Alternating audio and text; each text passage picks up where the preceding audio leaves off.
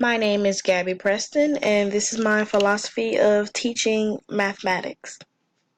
My experiences learning math in elementary and middle school were like the movie Bad Teacher, because in the movie, Cameron Diaz plays this teacher who's just laid back. She just shows them movies every day. They don't read in class. She doesn't want to help them in class. And she just all around treats them bad, treats the students bad. And I chose this movie because I had so many bad teachers during this time in my life. During the elementary school, my teachers weren't willing to help me. All they would pass out to my class were worksheets. I remember having so many worksheets. I remember after my fourth grade year, I remember just throwing away piles and piles of paper of worksheets. It was hard for me not having a good math teacher at this age because, you're so young and you just need good math teachers. And I feel like I got kind of behind because of that. And the teachers there at the school that I went to, they were just, everything was more important to them. They would go out in the hallways to gossip with other teachers.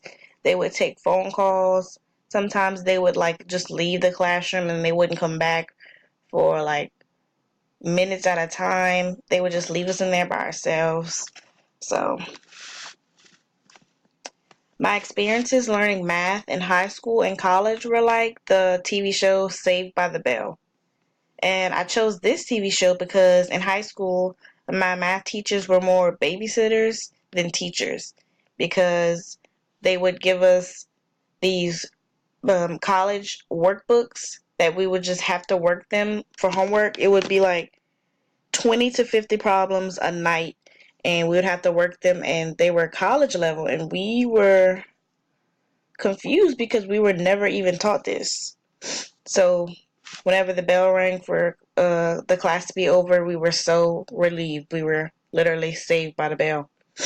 My sophomore year of high school, my geometry teacher was fired because they caught him drinking alcohol during class, and he was also filming us during class. He was taking pictures of us, and yeah, it was bad. We spent most of the year sitting in a classroom after that incident.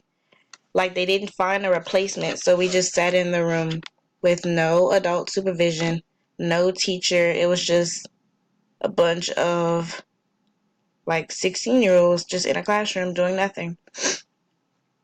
And my experiences with math throughout college have been kind of hard because I feel like I'm behind because of all of the situations that have happened throughout the years. And I will address negative attitudes towards mathematics in my classroom like a brown bear. And I chose this animal because I read that mother brown bears are very protective and very caring of their cubs. They will literally do anything to make sure that their cubs are safe. And I feel like that's who I am as a person, and that's who I will be as a teacher. I will show my future students that it is okay to sometimes struggle with math because everyone struggles with something at some point. And being a mother brown bear in the situation in the classroom, I would understand their frustrations because of what I've been through and would hopefully get them to a place where they feel comfortable and confident with math. Teaching and learning mathematics in my classroom will be like broccoli. And I chose broccoli because it's something that you just that you have to learn to love. And as a kid, your mom would kind of force you to like it or to force you to eat it, but you didn't really like it. But once you got used to it, um and once you just kept practicing, you got better at it and you learned to love it. Some days students may come into my class not willing to learn or not wanting to learn math. And I feel like this would be a challenge because You'd have to adjust the lesson and just adjust the lesson depending on their mood. The ultimate goal is to have my students loving math and being confident with math and just coming up with their own ideas about math. And some quotes that I found that will frame my teaching was teaching with high math anxiety seemed to be specifically affecting girls' math achievement, and doing so by influencing girls' gender-related beliefs about who is good at math.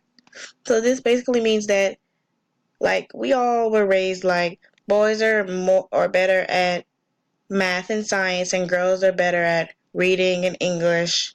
But this article that I read was basically explaining that female teachers who have math anxiety affect the girls in the classroom because it like passes on the math anxiety. And NCTM recommends the use of physical models in mathematics instruction, and research suggests that mathematical achievement increases when concrete instructional materials are used. Manipulatives can also lessen student anxiety and improve attitudes toward math. And these are the two articles that I got my quotes from.